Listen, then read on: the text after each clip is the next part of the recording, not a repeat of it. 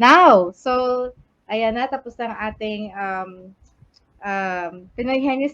We still have a lot of viewers as of this moment. Di talaga tayo iniwan. Actually, Doc, kasi syempre hindi talaga umaalis yung guest namin ng walang patikim ba ng talent. Kailangan talaga, obligado. So, pwede mo ba kaming paringgan ng talent mo? Kahit konti, kahit short talent. Okay. Wait. Obvious naman kung ano yung talent niya, di ba? Kasi sinabi niya kanina Sabi music ka eh. na. Wait, babalik ako saglit. Is it okay? Sige, okay. Give It's me okay, some. it's okay. Alright, so playing guitar. O, pero hinuhulaan ni Chop, playing guitar. Oo, panalo sana siya. Okay. So, hello sa lahat ng ating mga viewers. Thank you for standing by with us. Excellent tayo ng konti. But, you know, even if it's a short, medyo na-late tayo, no? Pero punong-puno yung discussion, no, Ella, no? Yes, ma'am. Hitik na hitik yung ating. Ang dami rin mga nasagot na tanong ko. Parang worth it po na naghintay talaga sila rin. Yeah, Is it's this all live, worth it. ma'am, from Richard Aragon? Hello, Yeah, Sir this is Richard. live. Yes, hi, Sir Richard. This is live. And we do have live every Saturday at 9 p.m. to 12. Wala kaming absent, Richard. Ayan na, ang ating interface. Yun na. I'm not sure, naririnig niyo ba? Yes, we can hear it. Yes, po.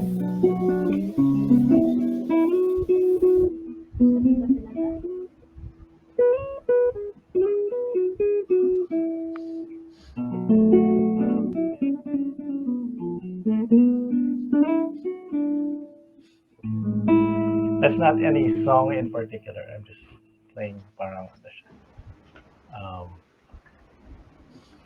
like arpeggios.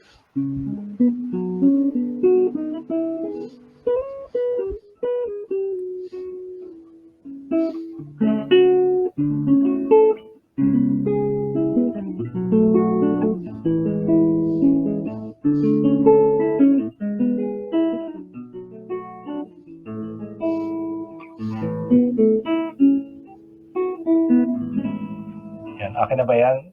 Saka na yung the rest pag ano na. Okay. Yeah. Hinuhulaan ko yung song. Ay, hinula. Pwede yan. Yeah, shout out to Richard Aragon, I think. Yes, shout out to friend ko siya. Hindi ko alam na nanonood siya dito. I'm not sure kung may... Wala na ako alam ng mga songs eh. So I've been keeping out of, you know, kasi when you're composing, you try not to be connected to songs that are known kasi baka ma-influence yung composition. So yeah. Sorry, I can't play a known song. Maybe I could play one, but no.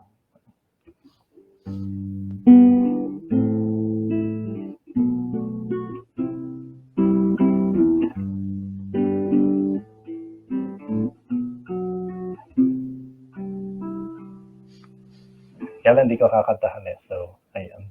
Sorry. Hindi pala tutuloy. Galing.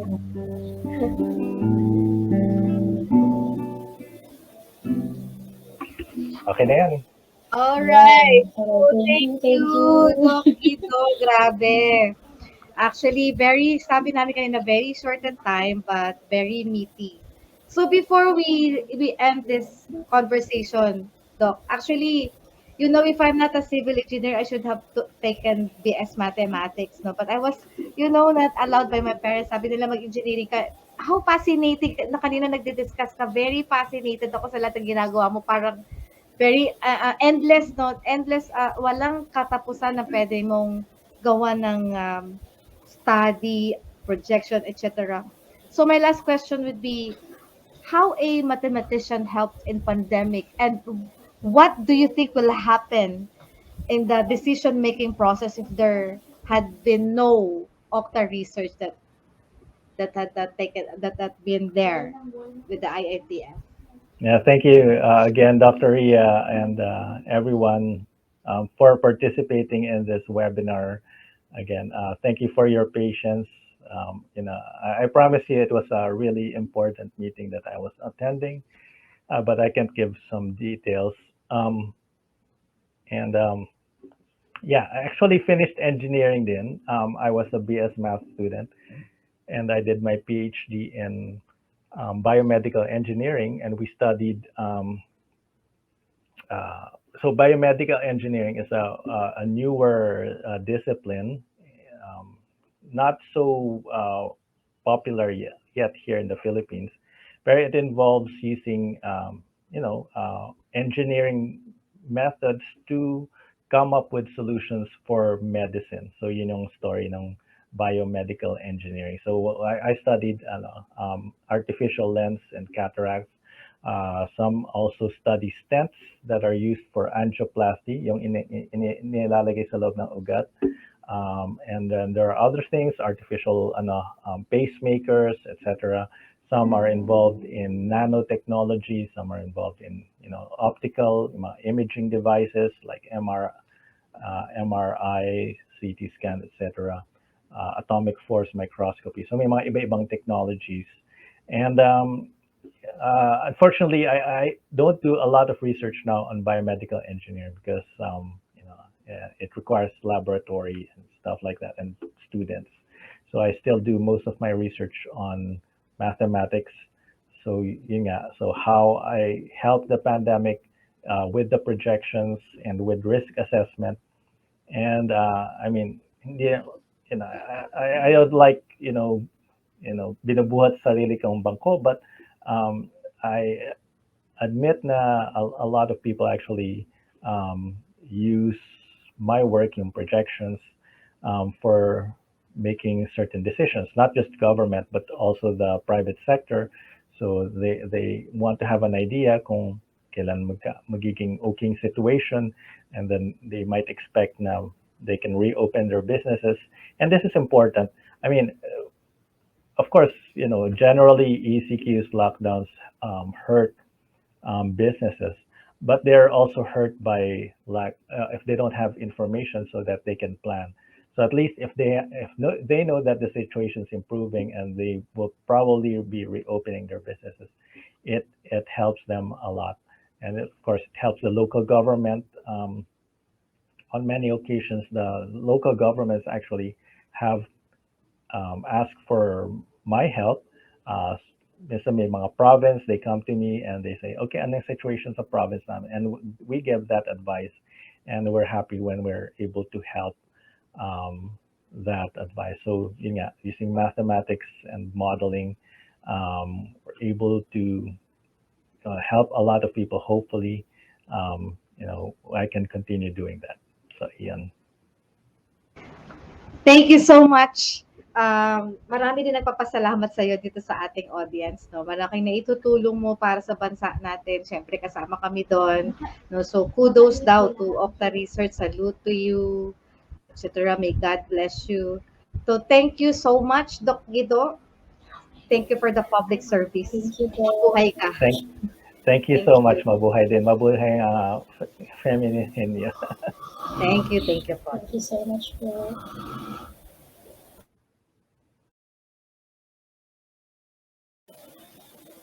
Wow, Ma'am Ria, sana all. I know all. Oo, yeah, it's a very wonderful experience. It's a very wonderful interview. Daming nating natutunan direct from the horse's mouth. Lahat ng pwede natin tanungin, parang pwede na nating malaman from him, no? So, what's our key takeaway for this night, Ella? Ay, actually, ayan, sorry naman. May binabasa akong chat. Well, sa dami kasi ma'am, no, isa lang ang tinitignan ko doon sa mga na-share ko ng ating guest kanina. Tinitignan ko yung kanyang, yung strategies niya, kung paano siya magtatrabaho. Kumbaga, nandun na rin yung pagiging humble talaga niya.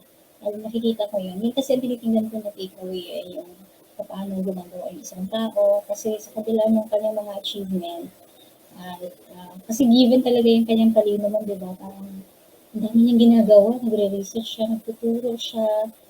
I know, ginagawa naman natin yan Ma'am Ria, especially kay Ma'am Ria. Kasi mentor din yan si Ma'am Ria. Pero with the, yung bagong birth niya ngayon, parang hindi ko ma-imagine pa paano niya na-handle. Pero nakita naman natin, no, tinanggap niya yung trabaho at masaya siya. Hindi siya naghahangad talaga ng fancy car, yung sinabi niya kanina. So, ibig sabihin, ma'am, nandoon yung, you have to work hard pala for the people. Yun yung nakita ko sa kanya. Trabaho siya for the benefit of the people at para talaga makatulong siya, hindi yung para sa pansarili lang niya. Yun yung nakikita kong takeaway ko sa kanya. And na-amaze ako sa kanya, magkakaiba siya. Kakaiba Yeah. siya. Tsaka, madalas siyang ginanggit ha, napaka-honest po niya pagdating ko sa data. Ano siya, nagiging, kumbaga, mathematician talaga siya, ma'am. Ano, what mathematics tells, yun ko talaga ang sinasabi. Yun. Yes. So, correct. Very amazing guy. Very interesting guy. Hindi ka mauubusan ng sasabihin. Lahat ng sinasabi niya punong-puno ng laman, etc. And syempre achiever si Doc, no? And of course, key takeaway ko, do not regret on things that you cannot control. Tama naman yun, no? No regrets on things I cannot control. Sometimes yung mga ganun kasi tayong bagay, ba't hindi dating ginawa, ba't hindi ganito, eh, hindi mo naman pala within their control, so no regrets. And also, tama rin yung sinabi niya, if there are things that within your control, but still you don't do it, then pangatawanan mo yun, di ba? That's how you react on certain things, okay? And indeed, this night was very meaty. We've learned so much, Ella. And thank you sa lahat ng ating mga guests for standing by, no, in spite of the technical difficulty kanina or the buti nga kahit sobrang important yung meeting ni Doc is napagbigyan tayo tonight, Yeah. no? Yeah. Ganun talaga He, si Dr. Ria. Sa kanya. oo, pinagbigyan niya tayo, Di oo. ma'am, ano talaga So, siya, meron talaga siyang pagpapahalaga sa women din. Kasi na-mention din niya yun na I believe in women's rights.